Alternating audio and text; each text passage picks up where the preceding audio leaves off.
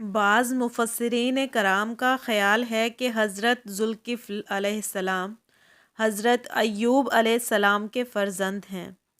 اللہ تبارک و تعالیٰ نے سورۃ الانبیاء میں حضرت ایوب علیہ السلام کا تذکرہ فرمانے کے بعد ارشاد فرمایا، اور اسماعیل اور ادریس اور ذوالکفل علیہ السلام کو یاد کرو، وہ سب صبر کرنے والے تھے اور انہیں ہم نے اپنی رحمت میں داخل کیا، بے شک وہ تمہارے قرب خاص کے سزاواروں میں ہیں۔ اور سورۃ صاد میں بھی تذکرہ ایوب علیہ السلام کے بعد یوں ذکر ہوا، اور یاد کرو ہمارے بندوں ابراہیم اور اسحاق اور یعقوب علیہ السلام، قدرت اور علم والوں کو، بے شک ہم نے انہیں ایک کھری بات سے امتیاز بخشا کہ وہ اس گھر کی یاد ہے، اور بے شک وہ ہمارے نزدیک چنے ہوئے پسندیدہ ہیں۔ اور یاد کرو اسماعیل اور یسیع اور ذوالکفل علیہ السلام کو، وہ سب اچھے ہیں۔ قرآن پاک میں انبیاء کرام علیہ السلام کے ساتھ ان کا تذکرہ اور صفت و ثنا کا متصل ہونا ظاہر کرتا ہے کہ حضرت ذوالکفل بھی اللہ تعالیٰ کے نبی تھے، اور مشہور بھی یہی ہے، جبکہ بعض دوسرے مفسرین کرام کی رائے ہے کہ آپ نبی نہیں تھے بلکہ نیک و صالح، عادل و منصف اور دانا و عقل مند شخص تھے۔ ابن جریر رحمۃ اللہ علیہ نے مجاہد رحمۃ اللہ علیہ سے روایت کیا کہ آپ نبی نہیں تھے بلکہ رجل صالح تھے۔ آپ اپنی قوم میں معتبر شخص تھے، قوم کے معاملات کی کفایت کرتے، ان کے درمیان عدل و انصاف کے توازن کو قائم رکھتے، ان کی کفالت اور تربیت کی ذمہ داریوں سے عہدہ برا ہوتے، اس لیے آپ کا نام ذوالکفل مشہور ہو گیا۔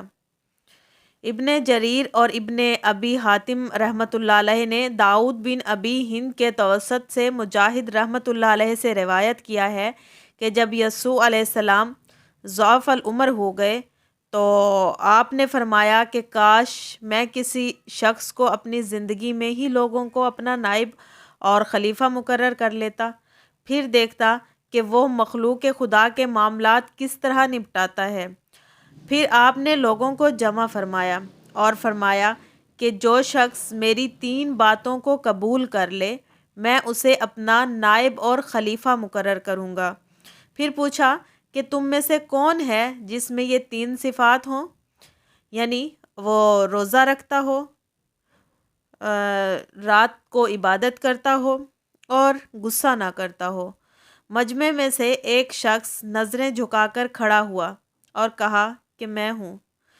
حضرت یسوع علیہ السلام نے فرمایا کہ تم روزہ دار ہو اور رات کو عبادت کرنے والے ہو اور غصہ نہ کرنے والے شخص ہو؟ تو کہا ہاں میں ایسا ہی کرتا ہوں۔ اس دن حضرت یسیع علیہ السلام اتنا سوال کرنے کے بعد واپس تشریف لے گئے۔ دوسرے دن پھر یوں ہی لوگوں کو اکٹھا کیا، پھر وہی سوال دہرایا۔ لوگوں نے خاموشی اختیار کر لی۔ ایک شخص کھڑا ہو کر کہا الحمدللہ، مجھ میں یہ تمام صفات موجود ہیں۔ تو حضرت یسوع علیہ السلام نے انہیں اپنا نائب منتخب فرما لیا۔ جب حضرت یسیع علیہ السلام نے حضرت ذوالکفل علیہ السلام کو اپنا نائب منتخب فرما چکے تو ابلیس لعین نے اپنے شیاطین سے کہا کہ تم فلاں آدمی کا دھیان رکھو۔ شیطان کو اس آدمی یعنی ذوالکفل علیہ السلام نے عاجز کر دیا۔ ابلیس نے اپنے شیاطین کارندوں سے کہا کہ تم تو نہ بہکا سکے، اس کام کے لیے مجھے چھوڑ دو۔ ابلیس حضرت ذوالکفل علیہ السلام کے پاس ایک انتہائی بزرگ فقیر کی شکل میں آیا۔ آپ اس وقت قیلولہ فرما رہے تھے۔ آپ شب و روز میں صرف دوپہر کے وقت کچھ وقت کے لیے قیلولہ فرماتے تھے۔ اس نے دروازہ کھٹکھٹایا۔ حضرت ذوالکفل علیہ السلام نے دریافت فرمایا کہ کون ہے؟ کہا کہ میں بوڑھا مظلوم شخص ہوں۔ حضرت ذوالکفل علیہ السلام اٹھے، دروازہ کھولا، بوڑھا اپنا قصہ بیان کرنے لگا کہ میری قوم سے جھگڑا ہو گیا ہے، انہوں نے میرے ساتھ سفاکانہ ظلم کیا ہے اور میرے ساتھ زیادتی ہوئی ہے۔ وہ اپنی داستان سناتا رہا یہاں تک کہ وقت استراحت گزر گیا۔ آپ نے فرمایا جب میں شام کو بیٹھوں تو پھر میرے پاس آنا، میں تمہیں تمہارا حق دلواؤں گا۔ ابلیس لائن چلا گیا۔ شام ہوئی، مجلس جمی، آپ دیکھنے لگے لیکن بوڑھا نظر نہ آیا۔ مجلس برخاست ہو گئی، آپ تشریف لے گئے۔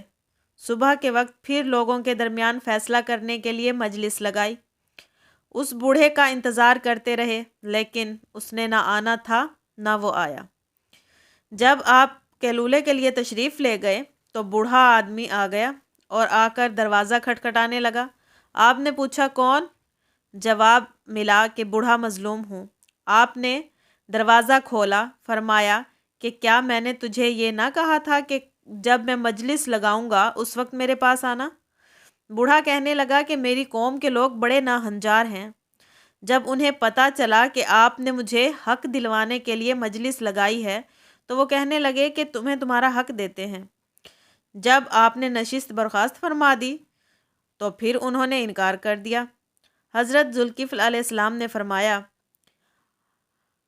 اب تو چلا جا، جب شام ہو تو آ جانا۔ اسی طرح دوسرے دن بھی آپ کا کیلولا نہ ہو سکا۔ شام ہوئی تو آپ اس بوڑھے کے انتظار میں بیٹھ گئے لیکن وہ نہ آیا۔ آپ پر اونگ کا غلبہ سا ہو گیا۔ آپ نے مجلس کو برخاست فرما دیا۔ جب وقت استراحت آیا تو آپ نے کسی شخص کو دروازے پر کھڑا کر دیا اور حکم دیا کہ کسی شخص کو بھی دروازے کے قریب نہ آنے دینا۔ مجھے نیند دشواری ڈال رہی ہے لہٰذا میں کچھ دیر آرام کر لوں۔ جب عین وقت آرام آیا تو وہی بوڑھا آدمی آ گیا۔ دروازے پر کھڑے شخص نے کہا کہ پیچھے ہٹ جاؤ۔ بوڑھے نے کہا کہ میں کل بھی آیا تھا، میں نے اپنی داستان سنائی ہے، مجھے ملنے دو۔ دربان نے کہا کہ قسم خدا کی میں تمہیں اندر نہیں جانے دوں گا کیونکہ مجھے حکم یہی ہے۔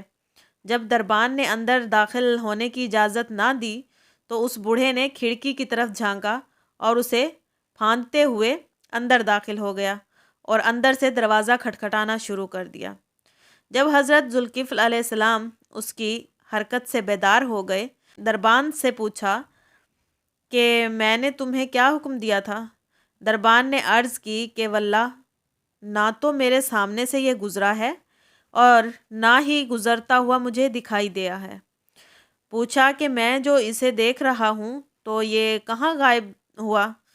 دروازے کی طرف بڑھے تو دروازے کو جوں کا توں بند پایا اور بوڑھا فقیر ان کے پاس کھڑا ہے۔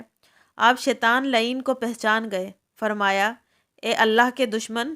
شیطان نے کہا کہ میں مان گیا، یقیناً تم نے مجھے عاجز کر دیا۔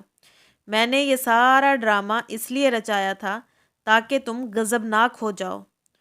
اللہ تبارک و تعالیٰ نے آپ کا نام ذوالکفل مشہور کر دیا کیونکہ آپ نے تینوں باتوں یعنی روزہ اور رات بھر عبادت اور غصہ نہ آنے کی کفایت اور ذمہ داری اٹھائی تھی اور اس میں سرخ رو ہوئے۔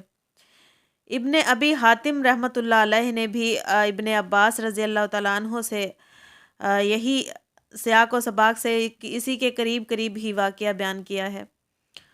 تو حضرت موسیٰ ابو اشعری رضی اللہ تعالیٰ عنہ نے برسر منبر فرمایا کہ ذوالکفل نبی نہیں تھے بلکہ ایک نیک و صالح آدمی تھے۔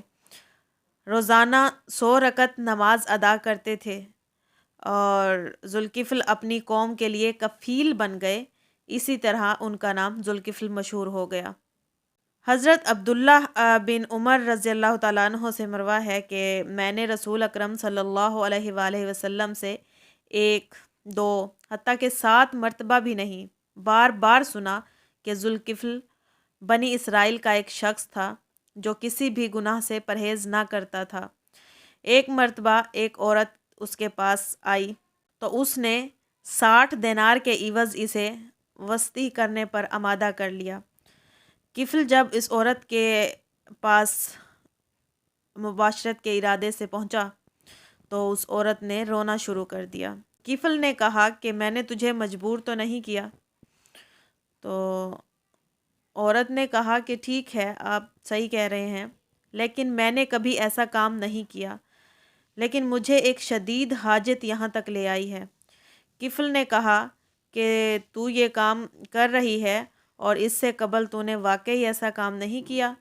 پھر وہ کفل پیچھے ہٹ گیا، کہا کہ یہ دینار تم لے جاؤ، اور خدا کی قسم کفل اب کبھی ایسا کام نہ کرے گا اور نہ ہی اللہ کی نافرمانی کرے گا۔ اسی رات کفل کا وصال ہو گیا۔